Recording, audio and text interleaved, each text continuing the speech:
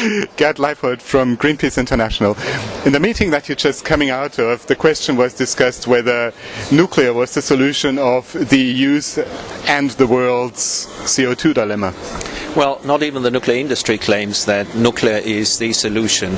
It became very obvious, even from the presentation of the Areva representative, that nuclear plays a relative minor role, that huge investments would be needed just to keep the role that it does now, that it's a monopolistic industry which relies on government subsidies to exist.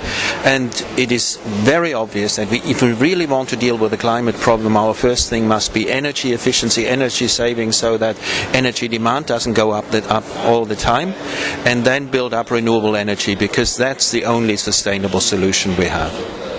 The nuclear industry claims that in the research that has been done since the 80s, when there was a big movement against nuclear throughout Europe, has made nuclear much more secure.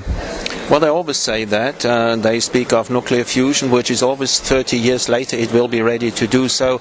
There are no new statements from the nuclear industry. And what we have indeed is actually that the nuclear industry is having difficulties even finding qualified people, that beyond the countries who have nuclear power now, there's hardly any expansion of it.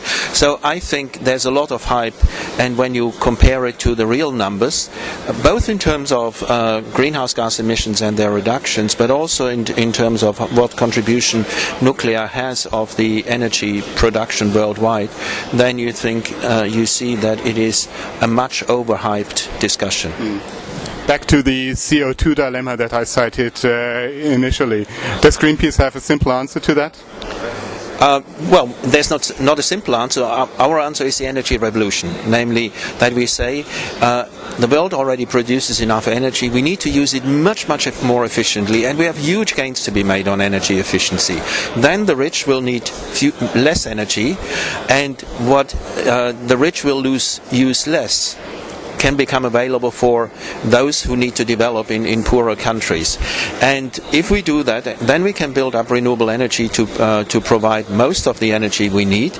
But in that process also we will renew and we will innovate our societies, because rather than talking of energy production, we'll talk of energy services. We will need completely new way of thinking about energy. We will have new industries which are local, which are decentralized, which will create many jobs which we also need, especially here in Europe.